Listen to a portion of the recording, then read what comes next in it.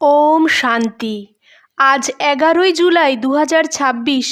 আমরা সবাই বাবার অমূল্য মধুর মহাবাক্য শুনব। ওম শান্তি। মিষ্টি বাচ্চারা, তোমাদের নিজের চিন্তা করতে হবে, অন্যদের না। কারণ ড্রামা অনুসারে যে করবে সে পাবে। আজকের প্রশ্ন, ত্রিকালদর্শী হলে আত্মার কোন স্মৃতি এসে যায়?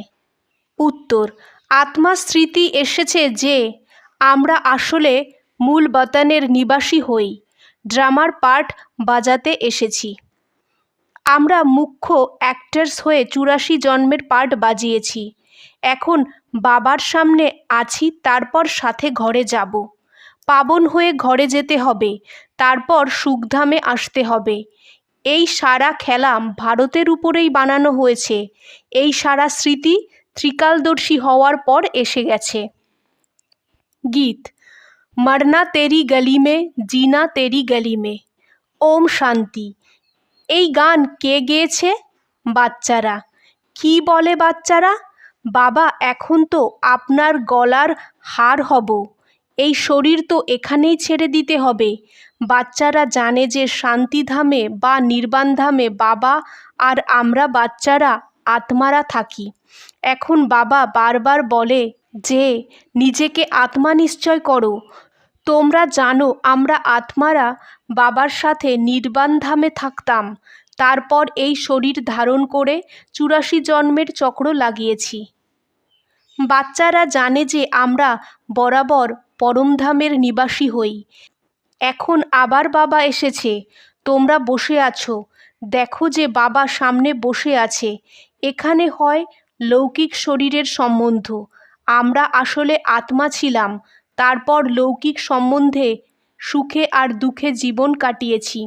এখন তোমরা আত্মারা ত্রিকালদর্শী হয়েছ। বাবাও 3 কাল 3 লোককে জানে, তোমরাও জানো। নাম্বার 1 পুরুষার্থ অনুসারে পড়ার ইয়াদ তো থাকা উচিত, তাই না?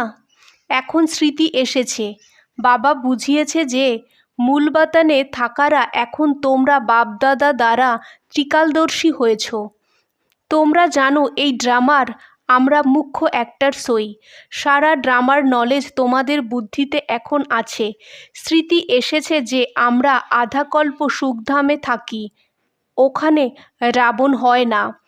তোমরা আত্মারা পুরো 84 জন্মের চক্র লাগাও। এখন বাবা সামনে বসে আছে, আপনার শ্রীমতে চলে আমরা আপনার সাথে যাব। যতটা হতে পারে আপনাকে ইয়াদ করব। তোমাদের বাচ্চাদের সারাদিন এই খেয়াল থাকা উচিত, যখন কি ত্রিকালদর্শী হয়েছ। উঁচু থেকে উঁচু হয় ভগবান, ওনার সাথে তোমরা বাচ্চারাও উঁচু থেকে উঁচুতে থাকবে। এখন তোমরা অর্থাৎ বাচ্চাদের ঘরের কথা মনে পড়েছে। আমরা পবিত্র হয়ে আমাদের পরমধাম ঘরে যাব। বাবা শিবের পুজো হয় তো শালিগ্রামেরও পূজা হয়। বাবাই এসে আত্মাদের পাবন বানায়। আত্মাদের পবিত্র বানানো এক বাবাই হয়, আর কেউ করতে পারে না। এখন তোমরা সারা ড্রামার খেলাকে জেনে গেছো। বোঝো যে ভারতের উপরেই খেলা বানানো আছে। তো এখন তোমাদের বাচ্চাদের বাবা সামনে বসে বোঝায়। প্রত্যেক জীবের আত্মা জানে যে বাবা জ্ঞানের সাগর হয়, ওনাকে ভক্তিমার্গে ডাকতে থেকেছে আর প্রতিজ্ঞা করেছে যে বাবা আপনি আসবেন তো অবশ্যই আমরা আপনার মতে চলব। এটা কোনো লৌকিক সম্বন্ধের কথা নয়। তোমাদের দেহি অভিমানী হয়ে এই খেয়াল রাখতে হবে যে আমাদের এক বেহাদের বাবার শ্রীমতে চলতে হবে, ওনাকেই মানতে হবে। উনি তো খুব সোজা করে বোঝান। তোমাদের এখন তৃতীয় নেত্র জ্ঞানের খুলে গেছে।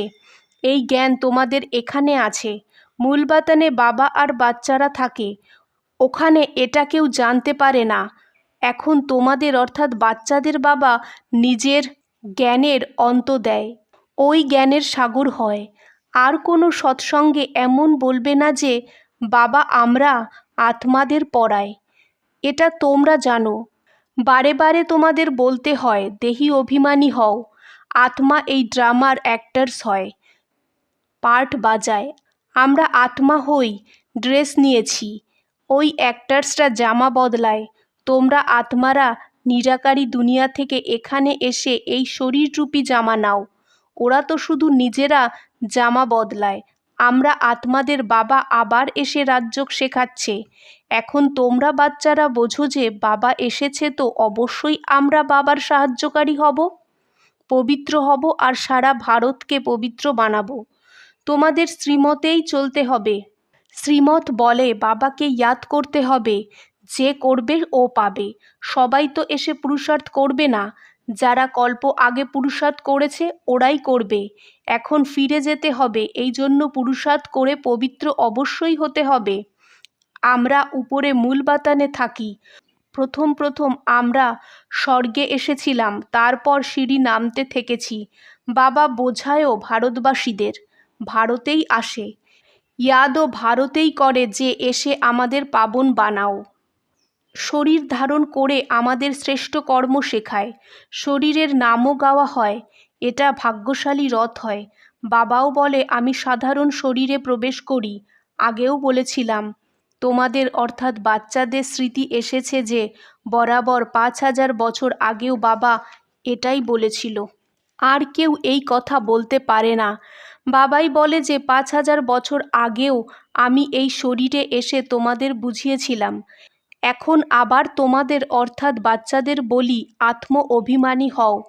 যেমন নাটকওয়ালারা জানে যে আমরা কোন বস্ত্র পরে কি পার্ট বাজাই, কিন্তু ওরা তো হয় দেহ অভিমানী। এটা হলো বেহাদের কথা। দেহি অভিমানী হতে হবে। আমরা আসলে আত্মাই হই। এখন আমাদের পার্ট পুরো হয়। বাবা সামনে বসে সব কিছু তোমাদের বোঝায়। এটা ভুলে যেও না। মায়া কত বিঘ্ন ঘটায়। বাবা বোঝায় যে বাচ্চারা তোমরা কোনো বিকর্ম করো না।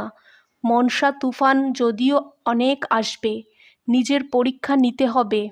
আমাদের কর্মেন্দ্রিয় চলায়মান তো হয় না। আমরা কামকে জিততে পারি। তোমাদের জন্য তো খুব সোজা হয়। আমরা আত্মা হই, এক বাবার বাচ্চা হই। বাবার সাথেই যোগ লাগাতে হবে। কর্মেন্দ্রিয় চলায়মানই হওয়া এটাও দেহ অভিমান হলো, তাই না? তোমরা কাউকে ভয় পেও না, নির্ভয় হতে হবে। কখনো কোথাও যাও তো সাক্ষী হয়ে দেখো। আমরা তো আত্মা হই, এই খেলাকে তোমরা পুরো জেনে গেছো। উঁচু থেকে উঁচু বাবা হয়, এটা বুদ্ধিতে এসেছে। ওনাকে বিন্দি বলা হয়। নিরাকারী দুনিয়ায় আত্মাদের ঝাড় হয়। বীজ থেকে ঝাড় বের হয়, তারপর নাম্বার অনুসারে পাতা আসে। এখানেও এমন, ওপর থেকে নাম্বার অনুসারে আত্মারা আসে। আত্মা প্রবেশ কিভাবে করে, কিভাবে বেরোয়, এটা কেউ দেখতে পারে না। এখন বাবা বোঝায় তোমাদের আত্মা পতিত হয়ে গেছে, ওকে পাবন বানাও। এনার দ্বারা বাবা বসে বোঝায়। বাবা তো কর্মেন্দ্রিয় দ্বারা করে, তাই না? আত্মা বিন্দি। শরীর না হয় তো কর্মেন্দ্রিয় কিছু করতে পারবে না। এত ছোট বিন্দি কত পাওয়ারফুল হয়। ওতে সারা নলেজ আছে। বাবা জ্ঞানের সাগর হয়, যে আমাদের বসে বোঝায়। ওনার মধ্যে সারা জ্ঞান আছে। এটাও ওনার পার্ট লেখা আছে। তোমার আত্মাতেও 84 জন্মের পার্ট আছে। তোমরা দুঃখ সুখের পার্ট বাজাও। দুঃখে খুব কষ্ট পাও। বাবা বলে আমি তো পুনর্জন্মে আসি না। তোমরা 84 জন্ম নাও, আমি তো নেই না। আমি এসে তোমাদের বাচ্চাদের সহজ যুক্তি বলি যে আমাকে ইয়াদ করো তো পাবন হবে। আধাকল্প তোমরা কামচিতায় বসে তমপ্রধান হয়ে গেছো। আত্মাদের সাথেই বাবা কথা বলে। আত্মার অর্গ্যানস প্রথমে ছোট হয়, তারপর বড় হয়। আত্মা তো ছোট বড় হয় না। আত্মাই বলে হে পতিত পাবন এসো। আত্মা বাবাকে ডাকে। বাবা বলে আমি কল্প আসি তোমাদের পতিতদের পাবন বানাতে। এখন তোমরা জানো আত্মা কিভাবে আসে যায়। মানুষ খুব মাথা খারাপ করে, দেখি আত্মা কিভাবে বেরোয়, কিন্তু কেউ জানতে পারে না, কারণ আত্মা হয় অতি সূক্ষ্ম। ছোট আত্মার কত পার্ট হয়। যেমন বীজে সারা জ্ঞান হয়, বীজ থেকে ঝাড় কত বড় তৈরি হয়। তোমাদের তো নিশ্চয় আছে যে আমরা এই ভারতকে শ্রেষ্ঠাচারী অবশ্যই বানাবো। এখন তো ভ্রষ্টাচারী দুনিয়া বিনাশ হবে। আত্মা পার্ট বাজাতে বাজাতে ক্লান্ত হয়ে যায়, তাই ডাকে হে শান্তি দেওয়া। সত্যযুগে জীব আত্মাদের সুখও থাকে তো শান্তিও থাকে, এভার হেলদি ওয়েলদি থাকে। এখন তোমরা জানো স্বর্গ কাকে বলা হয়। দুনিয়ার কেউ জানে না যে স্বর্গ কি হয়। স্বর্গ অবশ্যই রিপিট হবে, এটা তো পুরনো দুনিয়া দুগ্ধাম হয়। বাবা ব্রহ্মামুখ বংশাবলী ব্রাহ্মণদেরই বোঝায়। ব্রাহ্মণ হওয়া ছাড়া, প্রজাপিতা ব্রহ্মার বাচ্চা হওয়া ছাড়া শিব বাবার থেকে বর্ষা কিভাবে নেবে? অনেক বাচ্চা জিজ্ঞাসা করে, ড্রামাকে বড় মানব না পুরুষার্থকে বড় মানব? বোঝানো হয় পুরুষার্থ অবশ্যই করতে হবে। পুরুষার্থ ছাড়া প্রারব্ধ কিভাবে পাবে? পুরুষার্থ করতে হবে। কেউ ভালো রীতি পুরুষার্থ করে তো বলা হয় ড্রামা অনুসারে ভালো পুরুষার্থ করছে, পদও ভালো পাবে। তারপর চলতে চলতে কারো কারো পদ কমও হয়ে যায়। মূল কথাটাই হলো নির্বিকারী হওয়া। বিকারকে ছাড়া বড় মুশকিল হয়। আচ্ছা, মিষ্টি মিষ্টি সিকিলাদে বাচ্চাদের প্রতি মাত পিতা বাপদাদার ইয়াদ প্যার আর গুড মর্নিং। আজকের ধারণা 1, এই বেহাদের খেলাকে সাক্ষী হয়ে দেখতে হবে। কাউকে ভয় পেও না, নির্ভয় হওয়ার জন্য আমি আত্মা হই, এই পার্ট পাক্কা করতে হবে। 2, নিজেকে দেখো, নিজের পরীক্ষা নিজে নিতে হবে। কোনো কর্মেন্দ্রিয় চঞ্চল তো হয় না। কাম বিকারে বিজয়ী হয়েছ? দেহি অভিমানী কতটা হয়েছ? আজকের বাপদাদার মধুর বরদান। এক বাবার স্মৃতি দ্বারা সত্যিকারের ভালোবাসার অনুভব করা বাচ্চারা ভাগ্যবান আত্মা ভব।